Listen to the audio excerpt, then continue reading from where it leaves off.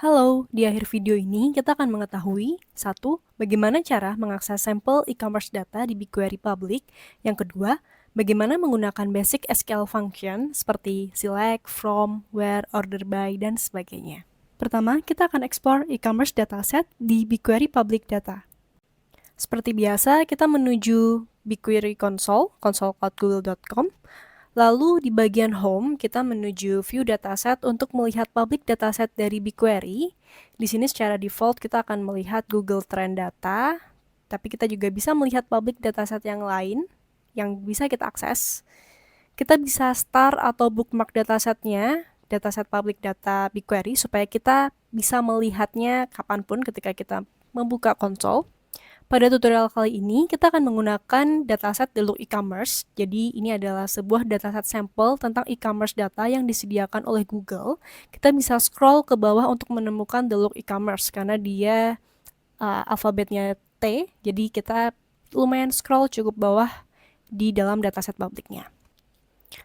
Nah, udah ketemu The Look E-commerce-nya, kita bisa buka dataset The Look E-commerce. Di sini terdiri dari beberapa tabel seperti product, users, order, dan sebagainya. Nah, sebenarnya supaya gampang kita buat balik lagi ke tabel ini, kita bisa bookmark atau start tabel atau datasetnya. Nah, cuman entah kenapa dia error gitu guys di BigQuery. Jadi kita nggak bisa pakai cara ini.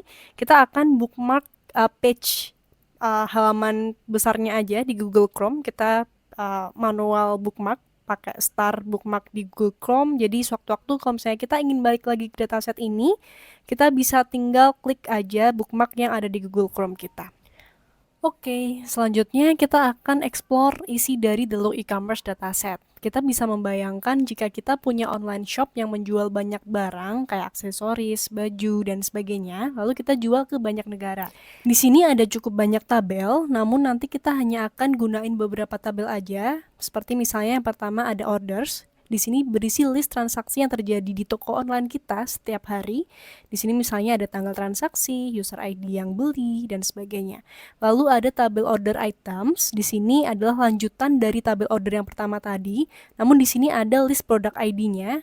Jadi biasanya kan kita kalau beli transaksi itu bisa produk 1, 2, 3, dan seterusnya ya. Di sini ada detailnya. Nah, selanjutnya ada tabel produk.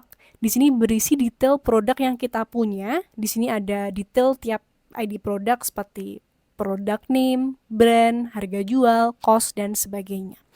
Lalu yang terakhir di sini yang kita gunakan adalah tabel users. Jadi di sini adalah berisi detail customer yang kita punya. Ada detail tiap user ID-nya seperti first name, last name, email, age, gender, dia dari negara mana, dan sebagainya.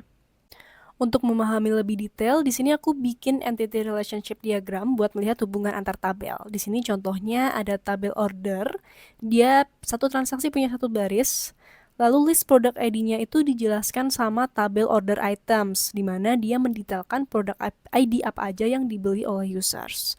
Nah, di tabel order items ini, di situ ada tabel produk ID, tapi dia nggak dijelaskan nih detail-detailnya itu apa aja gitu ya, kayak product name, kategori brand, dan sebagainya. Nah, itu dijelaskan oleh tabel produk yang ada di sini. Jadi kita bisa tahu nih product name, kategori, dan yang lainnya dari tabel products. Nah, selanjutnya di tabel order items juga ada kolom user ID, itu juga dijelaskan oleh tabel users, di mana nanti kita bisa tahu first name, last name, email, dan sebagainya di sini. Selanjutnya kita akan membahas basic SQL query. Yang pertama adalah function select, sambil kita mengenal tabel products. Pertama adalah select bintang atau select all. Select all di sini adalah kita memanggil semua kolom yang ada di tabel yang kita panggil. Di sini kita coba select bintang from tabel product. Yang pertama adalah kita sebutkan nama projectnya, yaitu BigQuery Public Data, titik nama datasetnya, yaitu The Look E-commerce, titik nama tabel yang kita ingin panggil, yaitu products. Selanjutnya kita run. Maka di sini akan tampil semua kolom dari tabel products. Kita juga bisa memanggil kolom tertentu. Caranya adalah dengan select, lalu nama kolom yang ingin kita tampilkan. Misalnya di sini select kategori, brand dari tabel products. Jika di run, maka resultnya hanya kolom-kolom sesuai yang kita panggil. Selanjutnya kita akan membahas select distinct sambil mengenal tabel users. Select distinct digunakan untuk menampilkan baris secara unik. Misalnya di sini kita akan coba panggil dari tabel users, BigQuery public data _delok e-commerce _users. Di sini aku akan coba open in split tab untuk tabel users supaya kita bisa melihat nama-nama kolomnya. Di sini sebelum kita distinct, kita akan coba select country dari tabel users. Setelah kita run, kita bisa melihat jika country di sini akan dipanggil berulang kali gitu ya, tidak secara unik.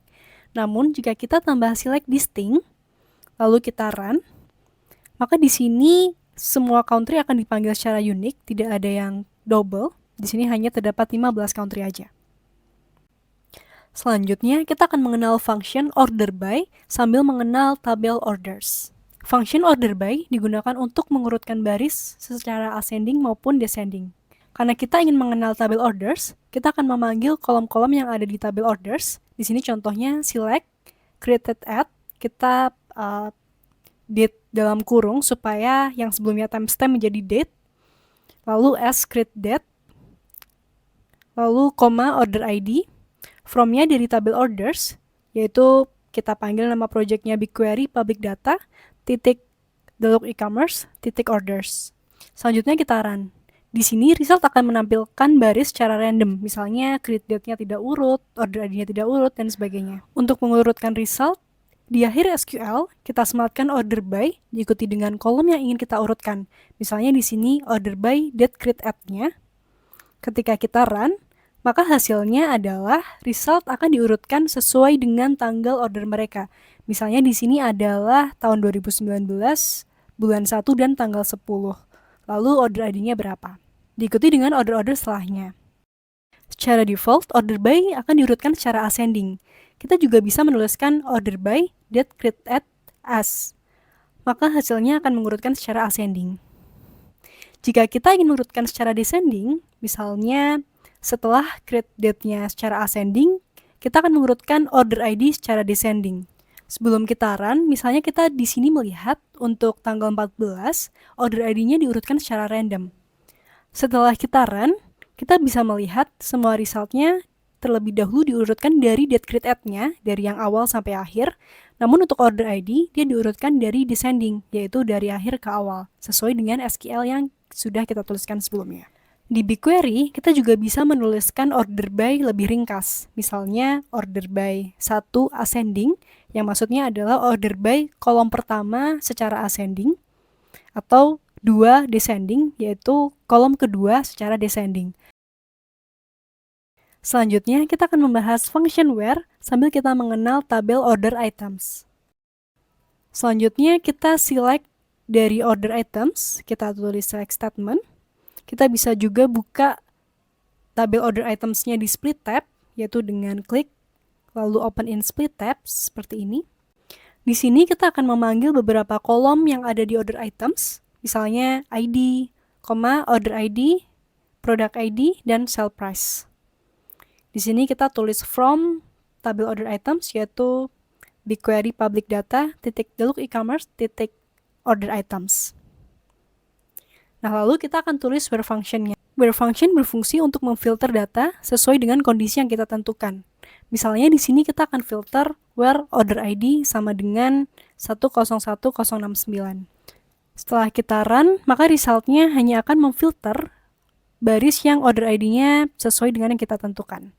Kita akan coba filter dengan value yang lain, misalnya order ID sama dengan 77. Setelah kita run, kita bisa melihat jika hanya order ID 77 saja yang akan tampil. Di sini kita bisa melihat order ID 77 memiliki 4 produk ID yang dibeli di order ID tersebut. Selanjutnya kita akan menggabungkan function-function yang sudah kita pelajari sebelumnya. Kita akan tulis select, distinct, country, city, first name dari tabel users, yaitu di sini BigQuery, public data, terus _delok e-commerce _users. Lalu kita akan filter where country-nya hanya sama dengan Australia. Di sini string di BigQuery atau di SQL kita harus menggunakan tanda petik. Lalu kita akan mengurutkan order by first name secara descending. Selanjutnya kita akan run. Di sini, maka hanya akan tampil country, city, first name yang Australia, dan diurutkan order by-nya berdasarkan first name secara descending. Kita juga bisa mengganti first name sesuai dengan nama urut kolomnya, yaitu order by 3 descending. Kita juga bisa melimitasi jumlah baris yang ditampilkan dengan limit, yaitu limit sama dengan 10 misalnya, sehingga result yang tampil hanya ada 10 baris pertama. Ini memudahkan kita kalau misalnya kita hanya ingin melihat sampel data. Hal yang perlu diperhatikan dalam menulis SQL query adalah function dalam SQL query harus ditulis secara urut, yaitu select, from, where, order by, dan limit. Jika tidak, maka akan mengembalikan result error.